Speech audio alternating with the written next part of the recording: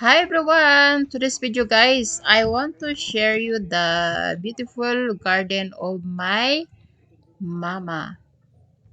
So in the Philippines, yung nanay ko mahilig siya mag-garden. At ito yung hindi ko makakalimutan na ang nanay ko talagang hilig-hilig niya talaga mag-garden at magtanim ng different kind of vegetable like eggplant, chili, ah, marami talaga siyang tinatanim guys. Tomato, kalabasa, ayan. So, ito guys ay sa likod lang siya ng bahay. So, yung nagdidilig yun ay apo ko na. So, it means anak siya ng pamangkin ko na dati ay bibi pa siya, si Tino. Ngayon ay malaki na siya. So, ito guys, isa ito sa mga garden ng nanay ko. Grabe no, ang dami niyang tanim. So, may mga mangga, and then yun naman si Ronel, ang aking brother. So, si Ronel yung laging kasama ng nanay ko, katuwang ng nanay ko sa mga nagdidilig. Ayan, tignan nyo yung sili, may bunga na siya. So, I hope pag uwi natin ng Pilipinas, makakapitas tayo or sana magkaroon sila ng bagong garden. Kasi nga, syempre ito, few months naman, and then after that, so uuwi tayo ng Pilipinas. Sa November pa, sana maabutan natin yung mga bunga. Ayan, yung nanay ko may mga ano rin siya, mga sitaw. May papaya.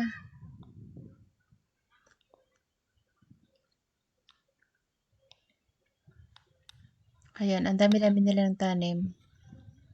So, ang gustong-gusto ko guys, ang garden kapag sa likod ng bahay, yung gustong-gusto ko pag kumakain ako guys, yung mamimitas kasi naalala ko namimitas ako ng kamatis at saka sili sa likod ng bahay namin. So, yun ang ginagawa kong sausawan. Tapos, may mga kalamansi rin kami. May mga tanim rin kaming kalamansi. So, doon na lang lahat sa paligid lang kami pumipitas. May mga sili, kalamansi. So, ang advantage nun ay very healthy kasi nga wala naman siya talagang chemical. Ito may mga langka tayo sa malapit lang sa bahay. Ayan, I think nakatikim na yan ako. Yung langka na to ay maliit lang yung puno. So, ito, yan, may mga No, tapahan kay sa sila. gilid no, diligan mo ha, doon maraming talong si lula mo. Ayan, yung maraming mga, ano na yan, sitaw yan. Ibig sabihin sitaw siya kasi ang sitaw ay So, sobrang sipag ng mga apo-apo natin magdilig ng mga pananim. Sa probinsya talaga, ang maganda talaga mabuhay sa probinsya kasi masipag ka lang at kung meron ka lang lupa, so madali lang magtanim. Ayun naman, yung mga tauhan natin, yun naman yung mga katuwang ng ate ko sa mga, halimbawa nagpaparabas yung ate ko, may inuutusan. So at the moment kasi nagpapagawa rin tayo ng kitchen. Ah, ito din, sinandang nagadilig. Dito sila ngayon ni Tala-tala.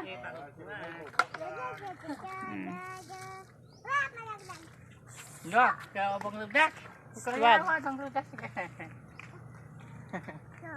Ayan si Mami nagatanim ng talong. Yo. So, guys, ang Ay talong, din, may it bunga means na is a ang eggplant. squash ni Eggplant Mami. in English. Yan. Yeah. May Yun bunga naman, na siya. kalabasa. May bunga na. Mhm. Yan. Ito ang kanyang bunga. See?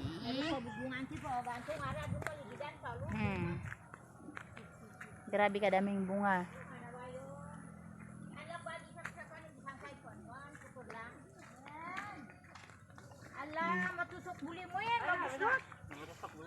Yan yung pamangkin natin beautiful.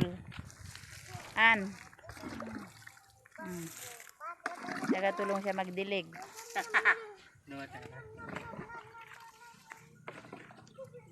Oh.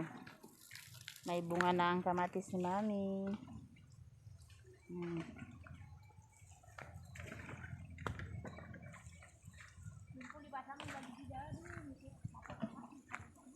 So, ang dami na ng bunga ng, ng kalabasa. Ang daming bunga. So, yung nanay ko, ang paborito niya yan. Alam ko yung paborito ng nanay ko. Yung batang kalabasa pa. Tapos, sinaano niya, sinasabawan.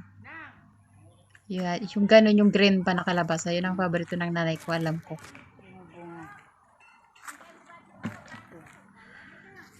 Ang daming bunga.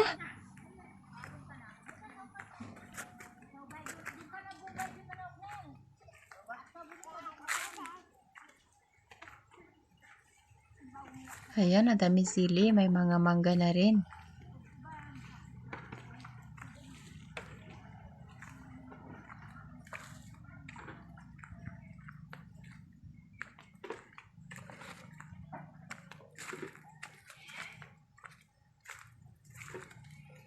Wow, ang daming bunga. Ang lalaki. So, ito naman guys, I introduce you ito yung sa farm ng ate ko. Ayan, kasi sa farm nila, mayroon silang tauhan. Bali sa farm nila guys ay nagra-rice sila, mayroon silang rice farm.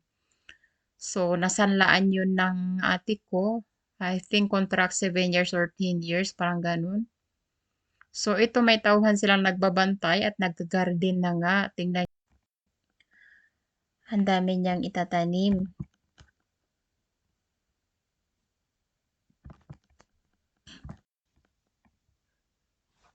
Ayan. So, yung tawan ng ate ko. So, magka-garden siya, guys. Ayan, tingnan niya.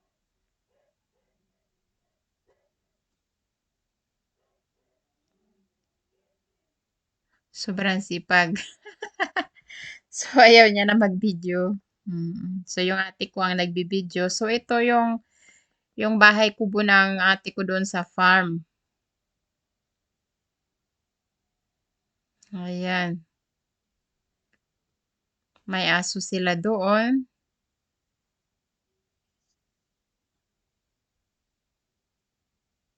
Mhm. So, may mga palay na rin sila nakabilad. Ay, ma. Then, ito yung garden ng tauhan namin. So, ngayon guys, yung di ba kanina nakita nyo, nag-i-start. So, ngayon ito na, yan na siya. Yan na yung mga bunga ng mga kamatis. So, sobrang dami na yan. Ito naman yung eggplant. Ayan, oh. Maliliit pa yung eggplant, pero yung mga kamatis, namumunga na siya. Puro kamatis yan. Garden ng mga tauhan namin.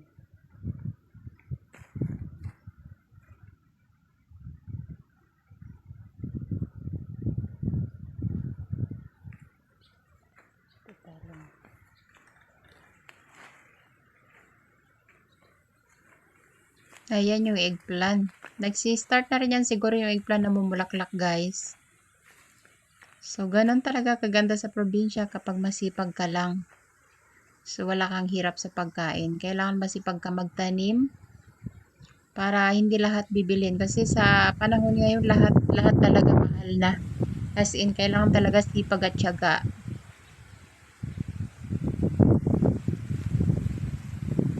Yan. Mahangin siya, guys. So, medyo maingay na yung hangin. Ayan.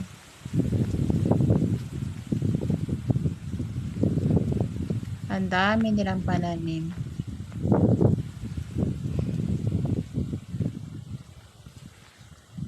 I hope you enjoy watching my video, guys. If you like my video, guys, please don't forget to like and subscribe and share para ma-notify ka, guys, sa lahat ng video na i-upload ko. So, ito naman, guys, yung basakan ng ate ko na rice farm. So, next to the house lang nila. So, malapit lang to sa kanilang kubo, sa garden. So, yan.